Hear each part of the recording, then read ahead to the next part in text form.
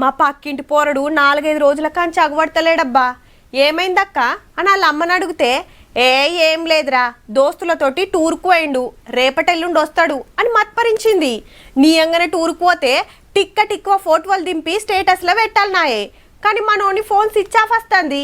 కానీ అలా పొద్దుగాల తెలిసింది మనోడు బిర్రుగా 2 బీరకాయలేసి పోలీసులకు దొరికితే చెంచల్ కూడా పంపిండ్రని.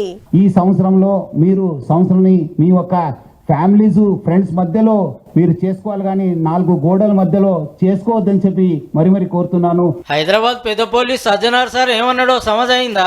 4 గోడల నడుమా అంటే జైలు అన్నట్టు. డిసెంబర్ 31 నాడు రాత్రి సుక్కేసి బండెక్కి పోలీసులకు చిక్కితే మాటలు లేవు, మాట్లాడుకుని లేదు. కోర్టుకు ఆడికెళ్లి జైలుకు. గా దినం మాపిడిలికెంచి మర్నాడు మబ్బుల దానిక మీటర్లు పట్టుకొని రోడ్ల మీద కావాలి కాస్తారట. బండ్లు కార్లు ఆపుడు, ఊదిచ్చుడు. కిక్కు మీటర్ కాకితే కేసు రాసుడే 10,000 దండుగా కూడా.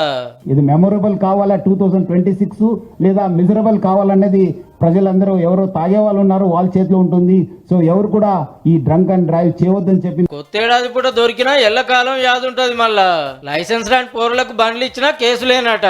మీరేదో వాళ్ళు అడుగుతున్నారు, మాకు ఇబ్బంది పెడుతున్నారంటే వాళ్ళకి ఏదో జాయ్ఫుల్ రైడ్ కోసం మీరు కీ ఇస్తే మీరు కూడా లోపల వెళ్లాల్సి వస్తుంది. అయితే నిరుడికి 7కి 10,000 డ్రంక్ అండ్ డ్రైవ్ కేసులు తగ్గినాయటుల్లో పట్నంలా.